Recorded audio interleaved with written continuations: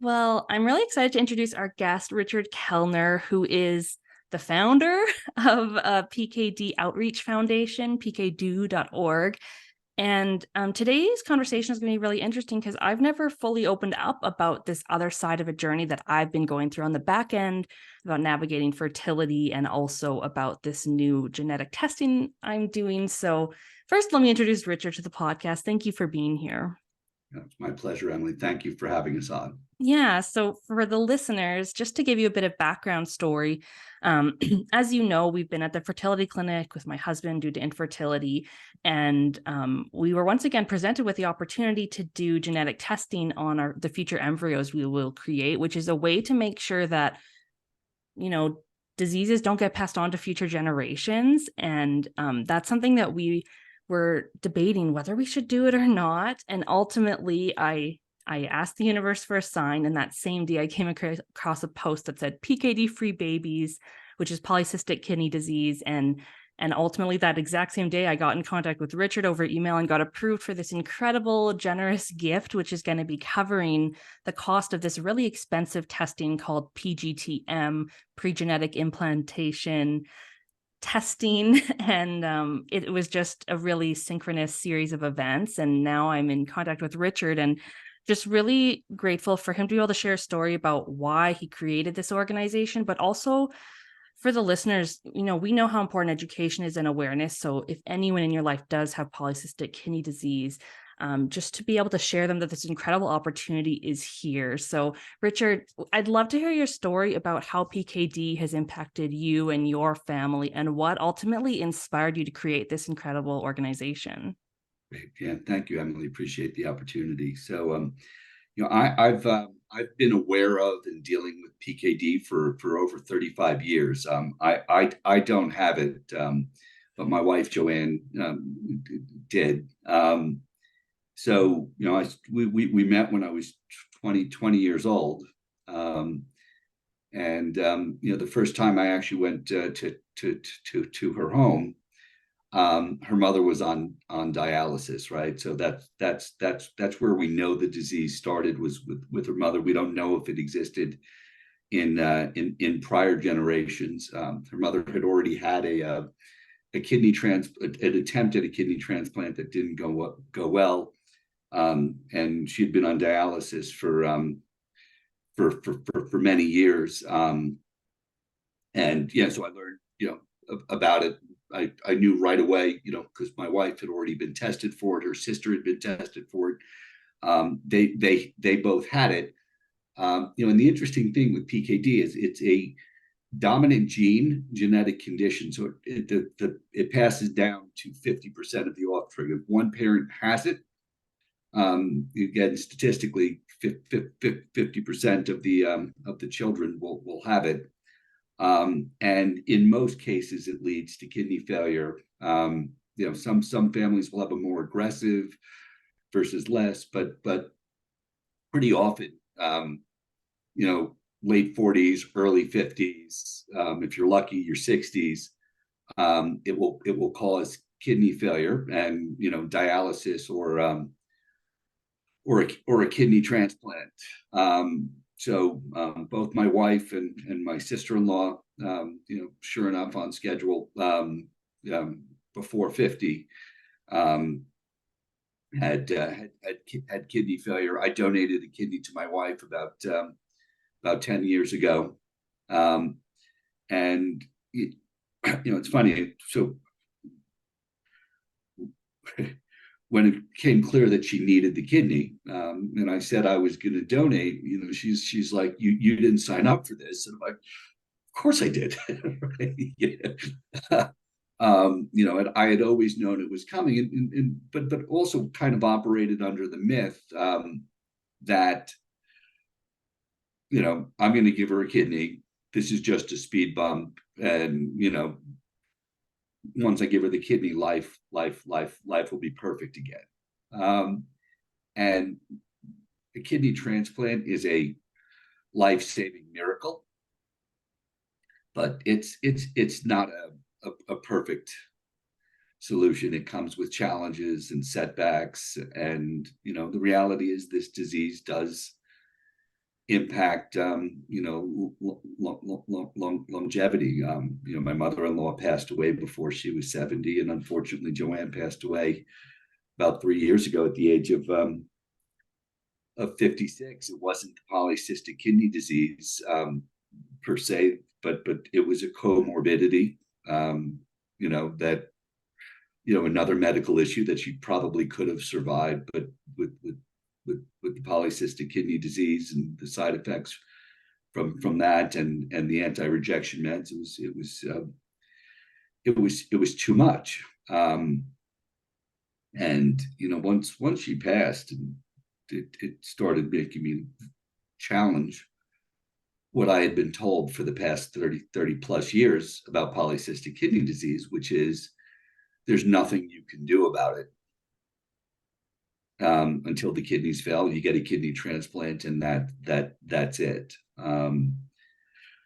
So we started digging a little bit deeper, and then because again, both of my kids have it. I have a nephew that has it also, and just started looking like, is there a better outcome for my kids? And sure enough, there's new science that's just not well promoted, and things that will slow the progression of the disease. So my kids, instead of having kidney failure at 50, potentially in their 60s or even 70, right? So there are things that they're doing from a lifestyle and diet and therapeutics perspective that will hopefully slow the progression of the disease, keep their native kidneys longer. Again, they could get into their late 60s with their native kidneys, versus 50. That's a huge difference. And then the most important thing that we learned is that with pre-implantation genetic testing,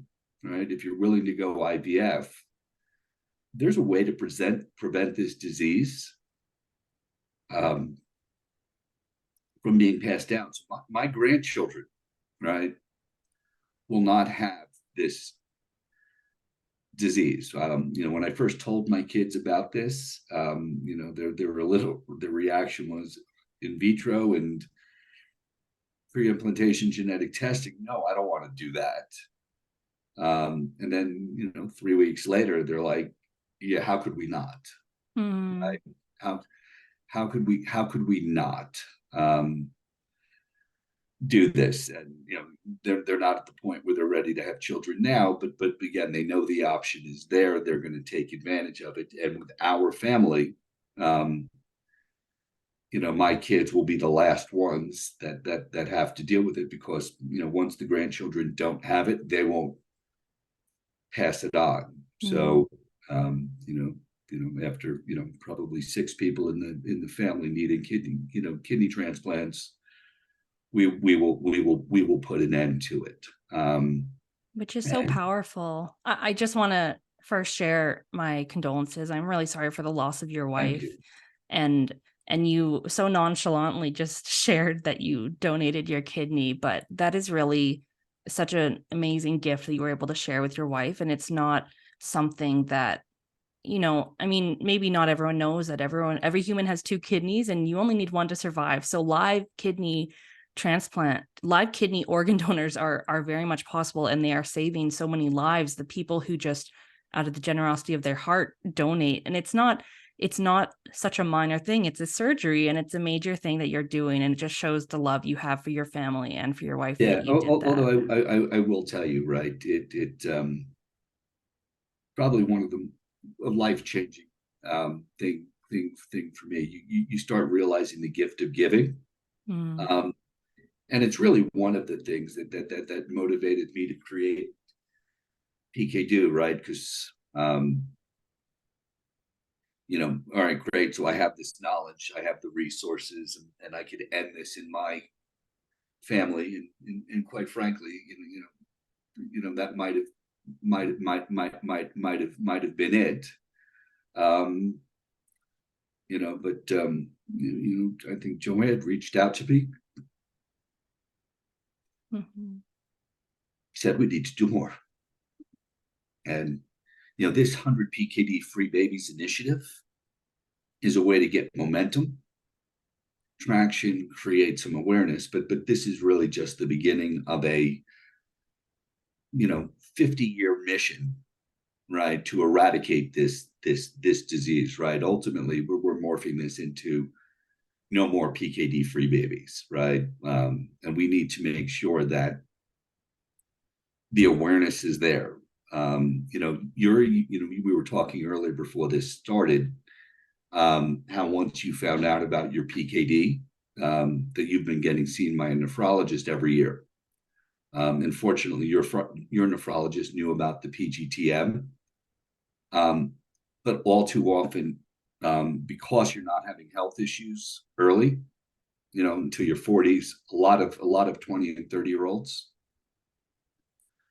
are not seeing their nephrologist. They're actually being told, don't get tested. It's not, don't get tested for it. You don't need to know.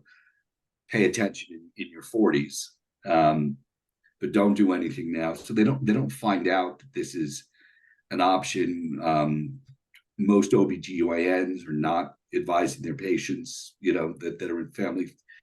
They know that there's a family history. For some reason, they're not. So we're looking to both change the awareness, and then awareness is one thing, but it's an expensive procedure, in many cases not covered by insurance. We're looking to help raise the funding to support that. Right now, we're doing it in a small way, but hopefully with time in a much larger way. Yeah, I mean, it's just what you shared is that ultimately this experience that your family has gone through has led you to realize that, it's so important to give back. And now this has become part of your mission to be able to help prevent the transfer of this disease. And as hard as it is to navigate these challenges, that's something that ultimately me and a big part of the Spoonie community realizes, is that sometimes I truly believe that this adversity finds us, because at the other side of it is something really beautiful. And this 100 PKD free baby mission is really powerful. And it's also, and I know you do other work with education about the different lifestyle changes and help support people in finding the live donors, but it's true. And it's something that's so frustrating for me as a teacher and with that education background, knowing how much can be prevented and how much life can change when patients are more educated about their diagnosis. And that's a big part of why I do what I do, because I was in the same boat. I remember, in my early 20s, sitting down with a nephrologist, and I asked him, are there any lifestyle changes I can be doing to help slow the progression of this disease? Because with PKD, what happens is fluid-filled cysts start to grow in the kidneys, ultimately causing renal failure or kidney failure, which then requires a transplant if you're so lucky.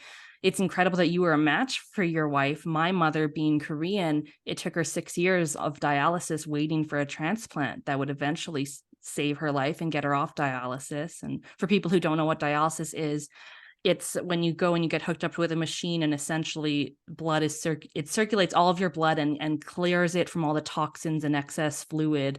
But it's a long procedure, and my mother was going to the hospital 3 times a week. And this really affected from grade 4 to high school. I was watching my mother do this, and it affected her ability to work, and it was challenging. Yeah. And you know what? And you never have your full strength and energy. It's in existence on dialysis, but it's not your full life, right? And again, thank God, it's that bridge that exists from kidney failure to a kidney transplant.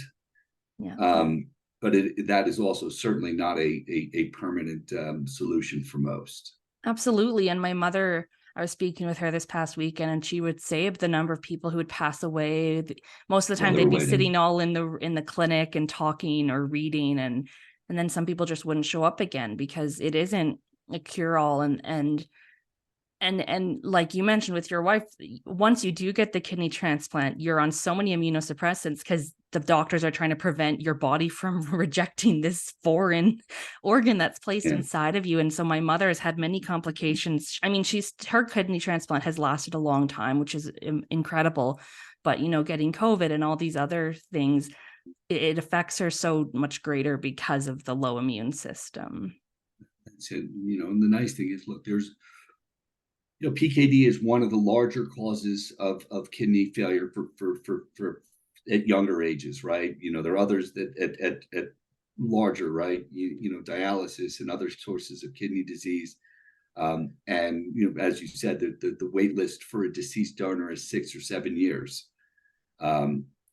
So the fewer PKD related, if we start taking people off the list because we're preventing the disease from being passed down long term, that's going to help everybody with kidney disease, because it's going to shrink the list for people waiting for a disease. Now, again, that's 40 years out, but we need to start somewhere. Absolutely. And that's where it goes back to how important it is to, unfortunately for the patient, to advocate for themselves. Because for me, when that nephrologist said that to me, something didn't sit right in my gut. And I had an incredible professor who once said, like, when you feel that, like, those are your values speaking to you. And so for me, I said, I knew that there's something more. And so I was like, I want to find a new nephrologist. I want to go seeking for the resources. And they're out there. There's an incredible PKD family, even on Instagram, that can connect with each other. That's how I found out about this incredible grant opportunity. And that's something that's really important, because, PKD, it's a very serious genetic disorder. And yet so many people don't even know that they're diagnosed, even if there's a family history, because it's one of those invisible silent killers, which so many Spoonies experience. We might look fine on the outside, but it's the invisible nature of these conditions that really do impact people. Absolutely. So Emily, can you share a little bit more with me about where you are in your journey for a PKD-free baby? Yeah. So I was diagnosed with PKD when I was a teenager, knowing my mother had already been on dialysis. We knew it was a possibility. I'm luckily the only one of there's 3 daughters in my family, so I'm the only one that has PKD, but I've luckily been stable. After I sustained a brain injury, numbers did get worse, but luckily things have been improving due to the lifestyle and diet factors that I've been implementing. My nephrologist has been incredible, and she's been telling me that she doesn't even think I'll need a kidney transplant potentially. So that is the power of having this education and these lifestyle modifications. But, I think when I was I told my nephrologist we were considering starting a family, and she referred me to a genetic counselor who went through the possibility of PGT-M. That was a few years ago. And I remember feeling really scared about that. I thought, why would I put myself through IVF? Similar to what you shared your children thought, especially because I had already been navigating so many complications after a car accident that I thought, I don't want to put my body through yet again something else that's going to be harder. You hear these horror stories about the hormonal injections and everything, but ultimately, once we found out that we weren't able to conceive naturally, and the fact that, my husband, because of his health, will need to do ICSI and IVF. And then we were learning more about PGT-M, and I just thought, what are the chances that I'm with a partner who needs the exact 2 procedures that are required for someone with my kidney disease who's going to do this genetic testing? And we just couldn't deny that, on top of finding out about your organization. We couldn't deny that this was a gift that we could give our future children, that, it's really powerful. I think the most powerful thing to me, I've been riding these emotional waves, as you know, since we found out about getting this funding. But ultimately, for me, the most powerful thing, even though I know that I'm going to be going through different procedures and have to do these hormone tests in the coming weeks and months, for me, what's keeping me strong through it is knowing that, like, I'm ending this disease for my family. And that's really powerful. You're doing something for your children, your grandchildren. Exactly. I never met my grandfather on my mother's side, because he died from this disease in his 40s in South Korea, before people even knew about this disease or how to test it, at least in that part of the world. And so, my uncle recently passed, and I know my mother, I don't know, it's kind of just, on one hand, I'm a disability advocate. And so I very much believe that, there's nothing wrong with being disabled. There's nothing wrong with diseases. And yet, on the other hand, if I can prevent this really challenging series of events for my future children, I thought, how can I not do that? Especially because it's not like we're trying to change the embryos. We're just choosing to implant the ones that have a higher success of not miscarrying. So that's been a big part of the journey for me. And maybe we just take a second to clarify that, right? So with this, right? So, it's if it's part of the natural IVF process, right? So, religiously, if your religion or your faith believes in and supports IVF, right? Right. Pro-life, pro-choice doesn't factor into this. If you're okay with IVF, they're not modifying anything, right? So it's they harvest the eggs, they fertilize the eggs. You then have embryos, and you never implant all of the embryos, right? But then now they go through, they do a genetic matching to identify the PKD gene, and they identify the embryos that do not have the PKD gene, and those are the ones that they implant, and just continue to freeze the ones that don't. And by the way, at a later date, if you want to use one of those embryos, that optionality is always there, but it gives the family a little bit more choice. But we're not screening for anything else. So it's something that just makes a lot of sense, knowing what the impact that this disease has on families. Yeah, definitely. And that's the same thing the doctors explained to us. Like with the IVF, the normal IVF process, you're given almost each blastocyst is ranked. It's like this one's a AAA grade and this one in terms of the health. And so what we're just doing is we will transfer the embryo that has the highest likelihood of implanting and creating a successful pregnancy. And so that's the stage we're at. Is we've just finished up our calls and consults with the clinic that's going to be doing the PGT-M clinic, the testing. Essentially, every single family will have their own unique probe created based on the genetic, so they can look for the genetic discrepancy. And so now they've asked for my parents to give a saliva sample, and then they're going to take 8 weeks to create the actual probe. And from that point, we'll be able to start the egg retrieval process. So we're very much in the early stages, but there's another person I've been connected with through your organization, and we've been chatting, and she's been really great about sharing how the process went for her. So what's also another benefit to you bringing together these families who are opting for this PGT-M treatment is that we're going to be able to support each other through it, regardless of the reason why people are initially doing IVF, right? Yep.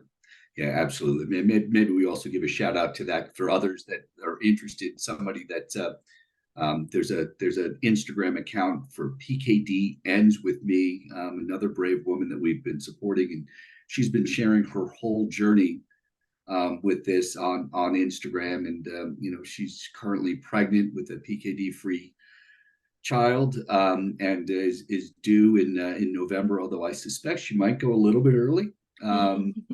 But so for any of you who are interested, and I do think that is building that part of the community is a really, really important thing. And I appreciate your bravery in sharing it, because this is a personal and scary thing. And, to the extent that you're, there were mentors for families that have gone through it already, so that you're not feeling alone and isolated to it.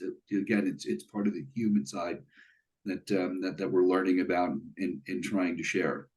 Absolutely. Because I even was speaking with my mother, like when she got her kidney transplant, there was no anything. She was just kind of like, okay, you're good now and you're free. But, there's so much, even emotionally, that happens after a big life experience like that. And that's why I'm so big on running mentorship programs for people who have chronic illness, chronic diseases, because having that human connection and the support is integral to people. And the research supports that. Like, you can't do any of this journey alone. So whether it's family support or professional support or even just peer support, it's really important to any type of healing journey.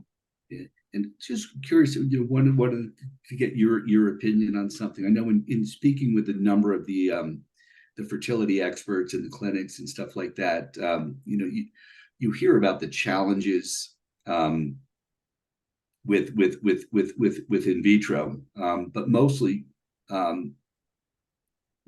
families that are having fertility issues, right? So when you're having fertility issues, the in vitro is it helps, right? But also there's challenges with egg retrieval and stuff like that. And the age of the woman definitely factors into that. And some of the fertility clinics have been encouraging us, hey, if you've got an audience of families or just even women in their 20s that know they have PKD, know that they want this, not ready for childbirth, but they're actually encouraging us, hey, between the ages of 25 and 30, not a bad idea to go through the egg harvesting and freeze the eggs, get that stage of the process out of the way, because that is the biggest hurdle with the IVF process. And if you do that younger and freeze the eggs, then when you're ready for childbirth, it basically stops the clock from ticking against you. Do you have any thoughts on the wisdom of that? Because Yeah, again, there's a I human mean, I side to think it that also. I think that a lot of women know that that's a possibility now, and that they are starting to do that. It's definitely been something that's been coming up in my community, because a lot of spoonies are navigating challenges, and so they know they're not ready for becoming a mother yet, but they also know they're getting older, and so they, it's starting to become a conversation. And I know a lot of people don't start thinking about this until later. And then, it's really unfortunate, the messaging about, when you're 35, your pregnancy is considered geriatric. Like it's a really challenging thing as a woman to know this thing and have this fertility clock ticking. I think a lot of the times comes down to finances. Like I know Yeah, some of my friends have done this. Um, and it is expensive, and it's a big journey. And so it is, I mean, it's such a personal thing. yeah, I think for me, I mean, luckily my fertility is looking good. And so it's not a stressor of mine. And I'm trying to keep a really positive mindset about it being a smooth process. But I know that even for anyone listening, like PGT-M is possible for a lot of different type of yeah. health conditions. And so even just the awareness, regardless of your age and regardless whether you have a partner or whether you're thinking of becoming a parent, like to know that this kind of testing exists so that you can prevent passing on any genetic diseases is really powerful. And just to look into it, because it's something that I didn't really consider. I didn't really learn about it until I was already in my 30s. And perhaps I would have thought differently. Like, I was already with my husband by my mid 20s. And Right. it's really easy. And even my family doctor expressed this to me, like, it's really easy when you have PKD, that it's like a future thing. And I'm like, oh yeah, but that's something to worry about later. And she's like, you keep putting this thing into the distance, but like it's still a real thing that you have. And so just people explaining like this is a possibility. I think that's what's really powerful. And that's what I hope people take away from listening to this, is that whether you have PKD or another genetic condition, that there's so many options. And even if one doctor might be telling you one thing, like, know that there's other possibilities and you can continue to advocate for yourself. Yeah, look, there's no sense in worrying about something that you can't control, Mm-hmm. right?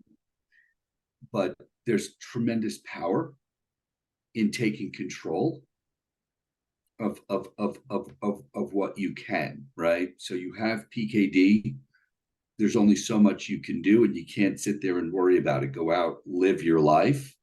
But 30 years ago, there wasn't much you could do about it. Today, there are some things, right? So there is power in knowledge and awareness and action in your 20s and 30s, to create greater outcomes, better outcomes for yourself, and certainly for your family and your future generations. You can truly put an end to it, and we're happy to be the ones that are getting the word out. And again, truly appreciate your helping us do so. Oh, well, thank you for coming on, and thank you again for this generous gift. It's really powerful. And also just even the fact that the organization existed was really what moved the needle in helping me and my husband decide that this is something we were ultimately going to do, knowing we'd have that financial support, because it is expensive and that is inaccessible to so many people. So for people who are curious of learning more, perhaps want to donate to this initiative, or they know someone with PKD they want to refer, where can they go to learn more? Yeah, so it's www.pkdo.org. Amazing. Thank you so much for coming on and sharing your story, Richard. Excellent. All right. Thank you, Emily.